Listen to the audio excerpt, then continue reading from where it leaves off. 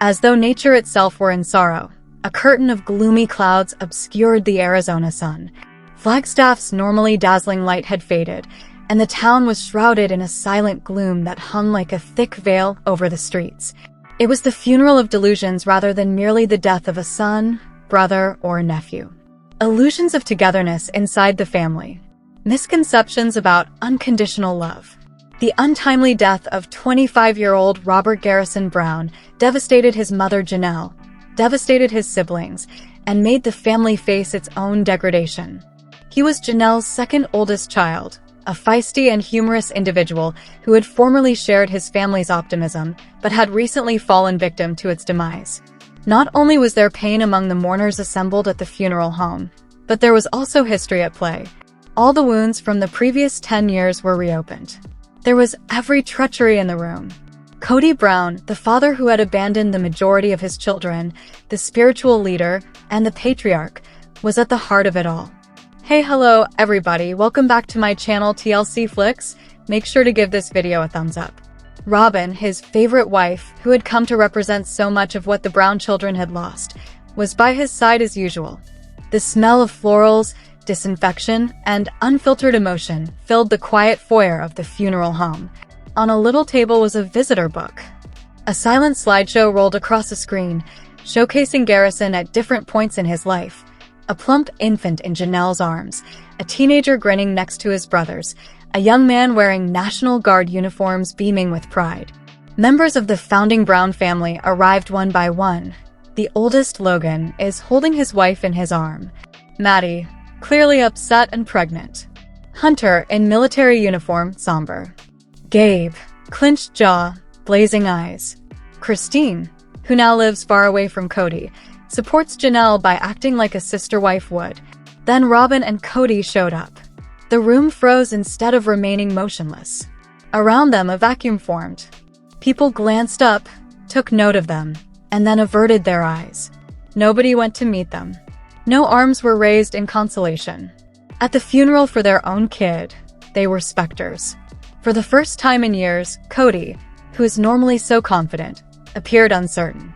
He had lost his swagger.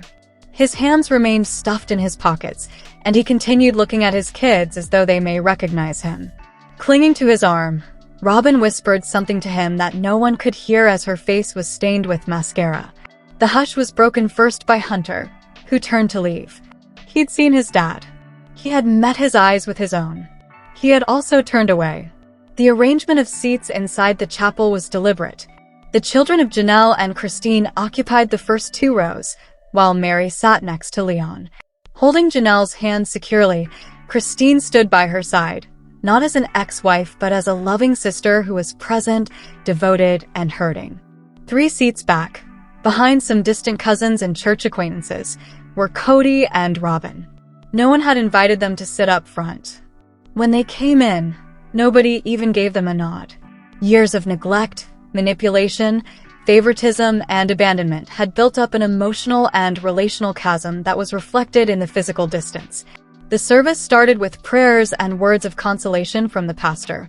The eulogy, which Gabriel had written and read, followed. At first, his voice faltered, but as he started talking, it gained a soft, authoritative power. He made no mention of his father.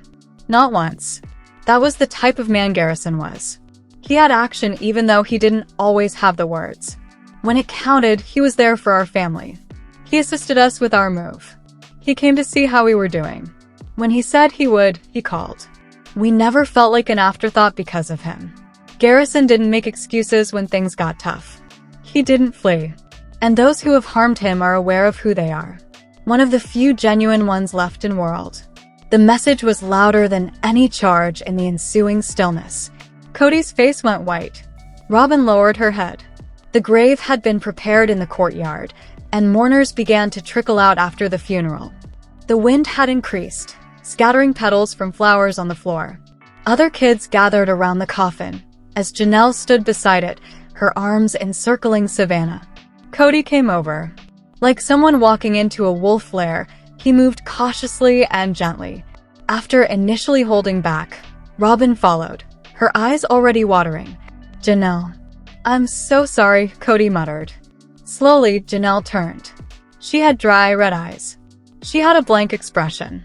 She remarked, "You don't get to do this here. You can't act like that right now." Kody said, "I had no idea things were that bad. I was unaware that he—" "Because you weren't around," Gabe interrupted. "He pleaded with you to speak with him. He gave up after you ignored us all throughout COVID and repeatedly picked Robyn and her children above us. On you." "That's not fair," muttered Robyn, shaking. "All we wanted to do was keep everyone safe." "We made contact." Maddie stepped forward and interrupted, saying, "No, you didn't get in touch. You were in charge. You became secluded. You behaved as though the only people who cared were your family." At that moment, Christine approached Janelle and placed a hand on her shoulder. "Kody, Garrison saw the truth," she remarked. "He informed me. He informed us all that you left your children behind. And you silenced him when he attempted to speak. You held him accountable. And he's gone now." Kody's face fell flat. "I was attempting to safeguard our family."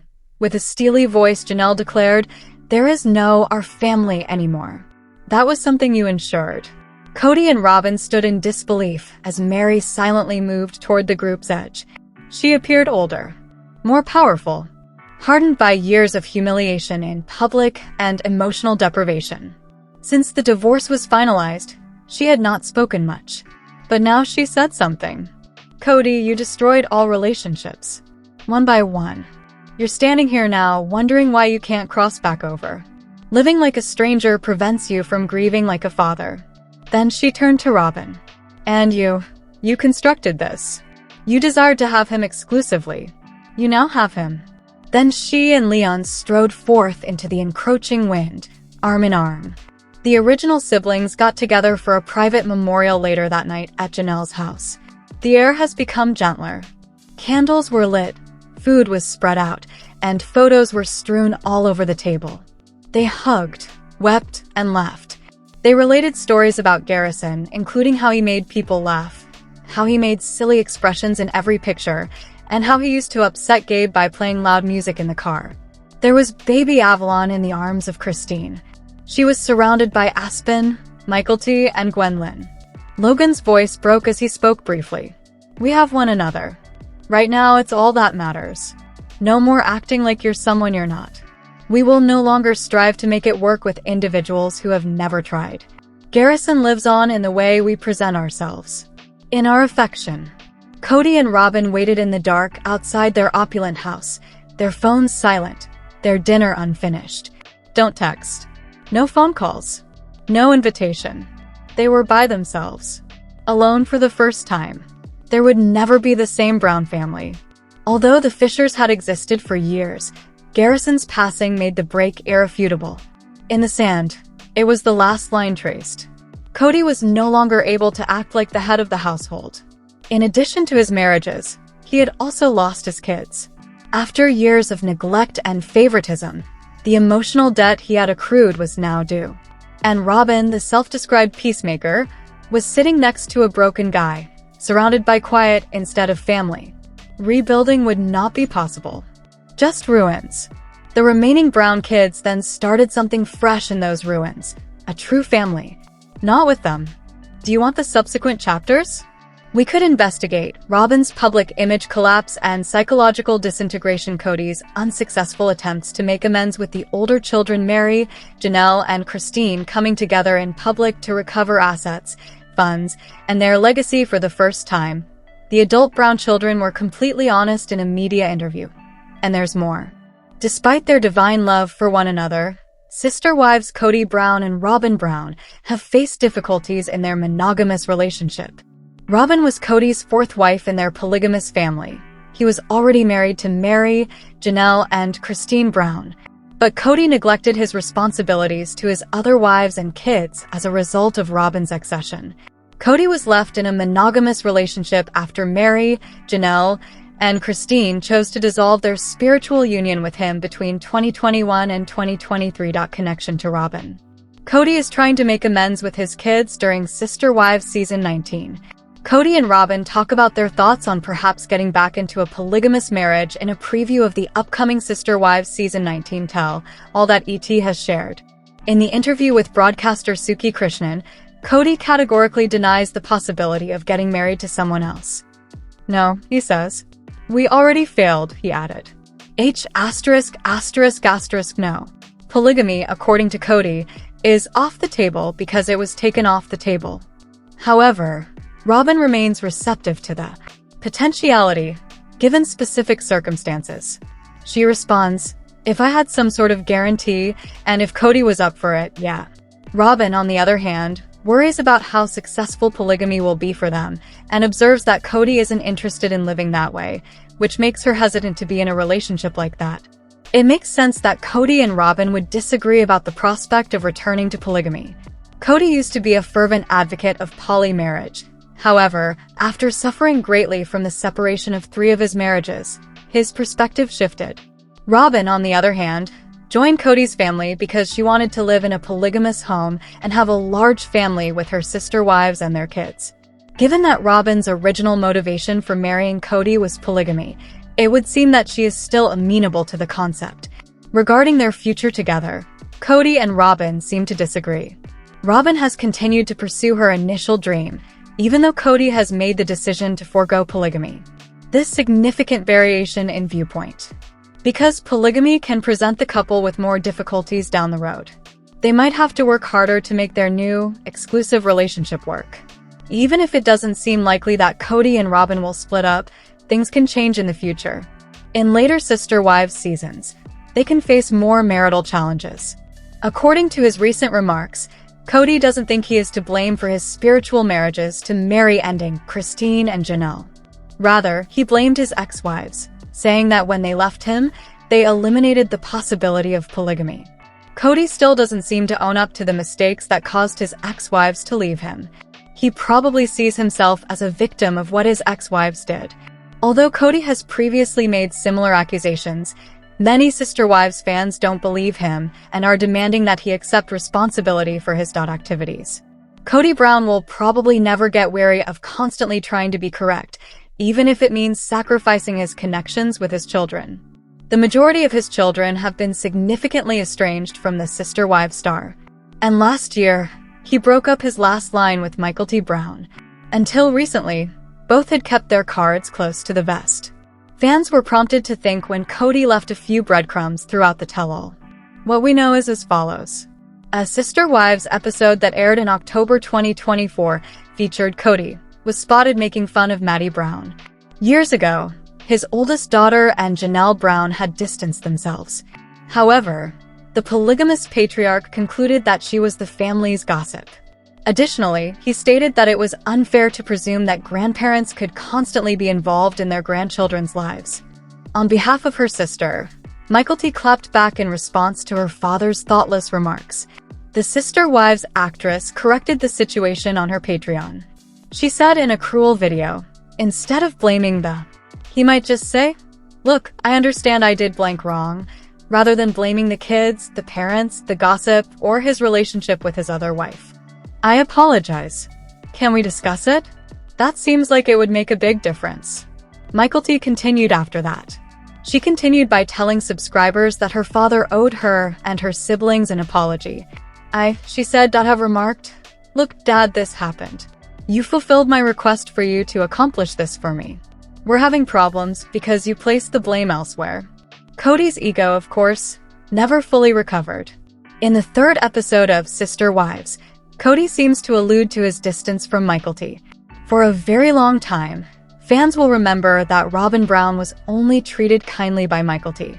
Robyn and Kody have a close bond with Christine Brown's daughter, and even asked her favorite 4th wife to attend the birth of her twins. Therefore, something went wrong during the process. While discussing PDA, Kody disclosed that he and Robyn got kicked out of the event the last time they displayed affection in front of the Browns. There haven't been many family gatherings since Michael T. uploaded her video. This would include Garrison Brown's National Guard monument, Gwen Brown's engagement celebration, and burial.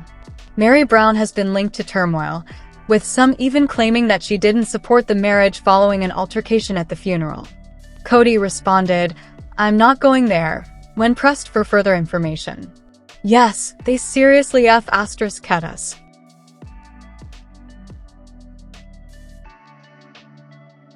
And boy, did I pay a heavy price. It's a story that just cannot be told, Kody continued, addressing the audience. Simply put, you simply won't discuss something that is so seriously harming your life. Let's just not talk about it, he said to Suki. Is it that traumatizing? The host questioned. To burial. Following an altercation at the funeral, Meri Brown has been associated with unrest. Some have even said that she didn't support the marriage. I'm not going there, Kody said when asked for more details. They really kept us, yes. And I certainly paid a high price for it. Kody went on to say, it's a story that just cannot be told, to the audience. You just won't talk about something that is so detrimental to your life, to put it simply. He told Suki, let's just not talk about it. The host asked, is it that traumatizing? To which Kody answered, well, I won't show Robyn PDA in front of Meri and Janelle until they get married again. Generally speaking, I always hope that folks will give it another go. However, Kody frequently loses sight of the fact that he is the adult. Your children are always the youngsters in the circumstance, regardless of their age. Kody's constant desire to be correct, however, is his weakness. I can see Kody deciding to ignore Garrison's siblings in favor of comforting Robyn. Any Brown would be offended by that move. If so, it makes sense. Reasons why Michael T may have stopped communicating with the couple. Given Kody's temperament, it's likely that he was overly affectionate with Robyn. Michael T probably advised them to be more tactful, and Kody took offense. With the exception of Robyn and their children, he has a strained connection with his whole family. Furthermore, the father of 18 doesn't seem to care about fixing them. Sister Wives star Robyn Brown's $2.1 million home is proof that she enjoys owning luxurious items, which she and Kody Brown share. By adopting polygamy and consenting to share her husband with Meri, Janelle, and Christine Brown, she joined the Brown family in 2010. Robyn and Kody neglected their polygamous obligations as their relationship grew closer over time. Robyn frequently dissuaded Kody from hanging out with his other spouses, which caused arguments and strife within the family. Their absence. Meri, Janelle, and Christine finally severed their relationship with them as a result of their efforts to preserve a polygamous family. At first, Robyn and Kody found it difficult to come to terms with the idea that they were no longer polygamous. In front of the cameras, they talked about their issues and how much they loved the other sister wives. Once they adapted to monogamy and the advantages of being in an exclusive relationship, though, things started to shift. The two expressed that they were not interested in attempting polygamy once more and welcomed their new life. In Sister Wives Season 19, Robyn encouraged Kody to reconcile with his adult children and take on his proper role as a parent. Over the previous 5 years, Robyn and Kody have changed a lot and started living in greater luxury. In 2019, they paid $890,000 for their first house in Flagstaff, Arizona. They created their own private heaven on the 4,476 square foot property. They put their first house up for sale in 2024 for $1.65 million and eventually made a big profit by selling it for $1.775 million. In the end, Robyn and Kody paid $2.1 million for their new Flagstaff house, which was a major improvement over their old one. Robyn and Kody purchased their beautiful 7,884 square foot home with a $420,000 down payment. They may use the money from the sale of their previous house and the Coyote Pass property to pay back the $1,680,000 loan they took out. Robyn and Kody are still living in their home as of June 2025, a large new house with 6 bedrooms and 7 baths. Starcasm claims that their home also has an RV garage that can hold up to 7 automobiles and a separate guest house. Kody and Robyn seem pleased with their new acquisition. Even though Robyn and Kody live in an opulent home, they still have marital problems that have led to a lot of stress. The couple has discussed their disagreements on the show during the last 2 years, raising the possibility that their relationship is not as solid as it once was. Kody's divorce from Janelle, Meri, and he is resentful of Christine. As he attempts to get past the breakups, he has begun to neglect Robyn, which has resulted in needless turmoil. Now that Kody and Robyn have moved into a new house, far from the memories that have plagued them, it will be interesting to watch how their relationship develops.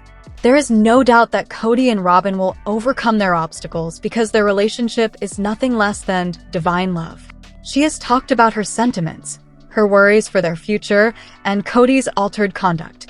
Thankfully, Robyn hasn't gone to any extreme lengths to make Kody change who he was. Rather, she's allowing him the time he needs to recover, which will probably make their marriage better. Robyn and Kody have stayed the course thus far. Moving into the new house should help the sister-wives couple deal with the difficulties of monogamy and improve their relationship even more. The sister-wives star is a multi-talented individual. However, Kody Brown isn't. Someone who messes up the law. He has previously been known to avoid any legal issues. He even left Utah in the middle of the night when he believed he would be arrested for polygamy, as fans will remember.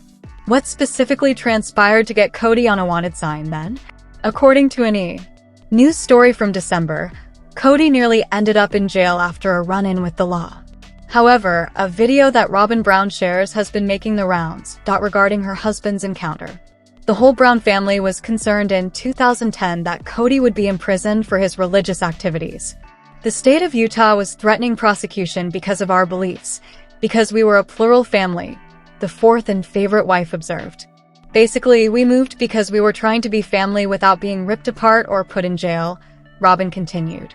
But according to a 2016 Fox 13 report, Kody had never been the subject of an investigation by the Lehigh Police Department. The whole family found it difficult to discuss polygamy openly. Because I came from a multiple home, Robyn said, her buddy would look at me like I'm wrong or I'm a sinner. The Utah Attorney General's office does not prosecute polygamists residing in Utah under Utah's criminal bigamy statute merely, stated Parker Douglas, Utah's federal solicitor at the time, due to their habit of polygamy. It would appear that Kody was never truly in danger. Fans of Sister Wives are also aware that Kody would not have fared well in prison. In a shocking metamorphosis, Gabe Brown, the son of Sister Wives actors Kody and Janelle Brown, disclosed his remarkable 75-pound weight loss. Growing up in one of the most well-known polygamous families on reality TV, Gabe has been a part of the Brown family's public journey since he was a little child at homes. Kody's marriage to Mary, Janelle, and Christine in the early 1990s marked the beginning of the family's history. After Janelle and Kody separated in 2022, Gabe and a number of his siblings became estranged from their father. The death of Gabe's brother Garrison, who was mentioned in Sister Wives Season 19, devastated him in March 2024. Gabe recently shared images of his physical makeover on social media, via @Realitit4Life. He used to create a collage. Images to show the before and after of his transformation. One image was a selfie taken in the toilet of Gabe, without a shirt, before to his metamorphosis.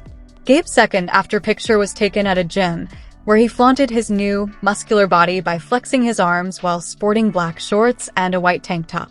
Gabe used lyrics from Drake's song Headlines to caption it, saying, "They said I fell off, oh, I needed that." Gabe's weight loss of 75 pounds is a significant turning point in his life, particularly following his brother's tragic death. Gabe has been candid about how much the loss affected him, and the two are quite close. By concentrating on his health and fitness, Gabe had something constructive to cling to during such a trying period. His metamorphosis demonstrates both emotional and physical fortitude. Even in the face of severe sadness, Gabe has made a concerted effort to recover, develop, and keep going forward with the help of his mother, Janelle. Gabe's choice to prioritize his health and his pursuit of fitness appears to be a coping mechanism for the loss of his brother Garrison. Gabe was devastated by the loss because the brothers were known to have a close relationship. He may be feeling more in charge of his weight loss quest while simultaneously paying tribute to Garrison's legacy in his own unique way. There is more to Gabe's before and after pictures than just a physical transformation. They demonstrate his dedication to creating a better, more healthful existence. Although his story still includes pain, Gabe's progress demonstrates fortitude, affection, and the capacity for self-improvement. After the Sister Wives Season 19 finale, Gabe Brown shocked fans by losing weight. The heartache of losing Garrison and issues with his father, Kody, were among the difficult times that viewers witnessed him go through. These incidents forced Gabe to seek therapy and turn to his loved ones. To further demonstrate his desire to change things, He chopped off his long hair in order to donate it. Supporters of Gabe's path of recovery and development applauded him for his fortitude and the improvements he's making in his life. Let us know in your comments. And stay tuned by subscribing our channel to get more updates like this. Thanks everyone.